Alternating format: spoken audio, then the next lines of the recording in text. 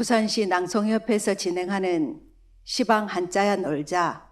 오늘은 분수에 맞지 않게 허세 가득한 겸손과 예의를 비판하는 뜻을 가진 송양지인에 대해 알아볼까 합니다. 송나라 송, 도울양, 갈지, 어질인으로 만들어진 이 사자성어는 송나라 양공의 인정이라는 뜻입니다. 이 사자성어의 유래를 찾아보면 중국 춘추시대 주나라 양왕 2년 송나라 황공은 병석에 눕게 되었습니다. 이에 태자였던 자보는 인덕이 있는 배다른 형 모기에게 왕위를 양보하려 했습니다. 하지만 모기는 사양하였습니다. 송 황공이 죽은 뒤 자부가 왕위를 계승했으니 자부가 바로 송양공입니다. 그리고 송양공은 왕위를 권했던 이복형인 모기를 재상으로 삼았습니다. 송양공 제위 7년 춘추시대 강력했던 군주로 군림하던 제나라 황공이 세상을 떠나게 됩니다. 이때 송나라에는 운석이 떨어졌는데 송양공은 이를 자신이 패자가 될 징조라고 좋게 보았고 야심을 품게 되었습니다. 실제로 제나라의 황공이 세상을 떠날 무렵 제나라는 제황공의 아들들이 서로 세력을 다투는 탓에 나라가 매우 어지러웠습니다. 이에 송양공은 제나라로 출병하여 황공의 아들 중 하나인 공자 소를 도와 제효공으로 세우고 제나라를 송나라의 우군으로 삼았습니다. 4년 후 송양공은 송나라, 제나라, 조나라를 아우르는 명실공히 세 나라의 맹주가 되었습니다. 하지만 이를 본 모기는 작은 나라가 패권을 다투는 것은 화근이라며 걱정했습니다. 이듬해 여름 송양공은 자신을 무시하고 초나라와 통교한 정나라를 치기 위해 군사를 일으켰고 재상 모기가 결사 반대했음에도 양공은 기어코 전쟁을 일으켜 정나라를 공격했습니다.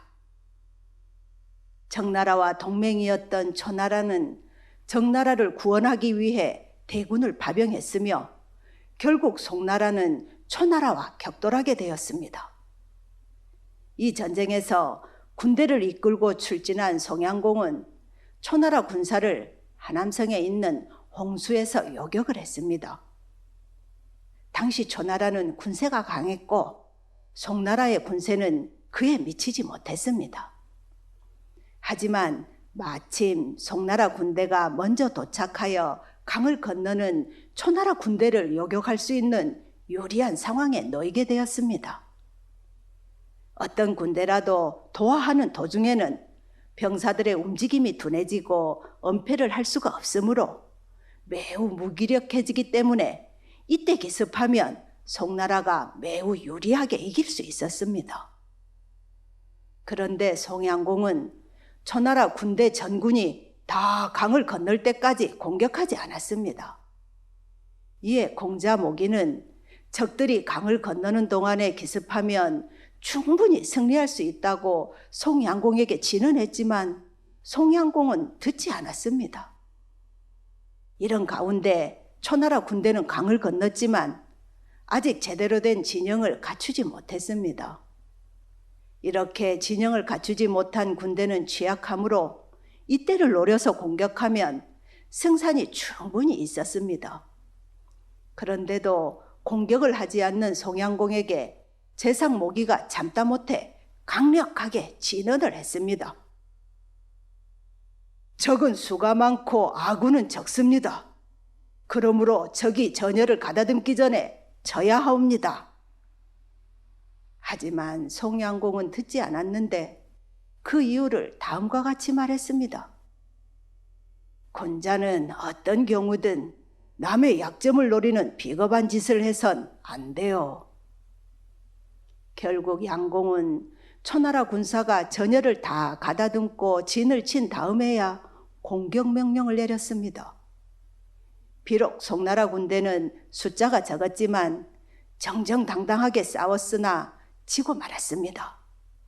양공 역시 이 전투에서 중상을 입었습니다. 이렇게 되자 송나라에는 양공을 비난하는 소리가 가득했는데 양공은 군자는 사람이 어려울 때를 노리는 게 도가 아니다 라고 변명했습니다. 이에 대해 모기는 전쟁은 예의를 차리기 위해서가 아니라 승리하기 위해 하는 것입니다. 따라서 전시의 법도는 평시의 법도와는 다를 수밖에 없습니다. 적에게 예의를 다 차려줄 거라면 차라리 싸우기 전에 항복해주는 편이 낫지 않겠습니까? 라고 반박을 했습니다. 송양공은 이 전투에서 넓적다리에 화살을 맞은 상처가 악화되어 재위 14년 만에 숨을 거두고 말았고 패자가 되려는 양공의 꿈은 어이없이 끝나버렸습니다. 송양공이 죽고 난 후 그의 뒤는 아들 송성공이 이었습니다. 그나마 모기의 유능한 섭정으로 피해 복구를 하면서 나라를 유지하긴 했습니다. 송양지인은 이렇게 쓸데없이 예의를 차린 탓에 온갖 헛된 짓을 벌이다가 정작 목표한 바를 망쳐놓아 낭패를 본다는 뜻으로 쓰이고 있습니다. 이렇듯 자신의 힘이 약한데도 명분에 사로잡혀 도덕군자 행세를 하다 전쟁에서 패하고 자신의 군사의 희생을 초래한 송양에게 사람들은 군사라고 칭송할 리가 만무할 것입니다. 이런 교훈은 지금 우리에게도 적용되는 건 아닌지 불안하기만 한데 단 한 발로 멸망에 가까운 피해를 줄 수 있는 핵을 가진 적을 앞에 두고 비핵화라는 전략적 목적을 도외시한 채 한민족이라는 명분에 사로잡혀 평화만을 부르짖는 허세가 송양 지인의 우를 범하고 있는 것은 아닌지 생각하게 합니다. 시방 한자야 놀자 오늘은 허세로 나라를 망친 송양 지인에 대해 알아보았습니다. 다음 시간까지 안녕히 계십시오. 이상 김지영이었습니다.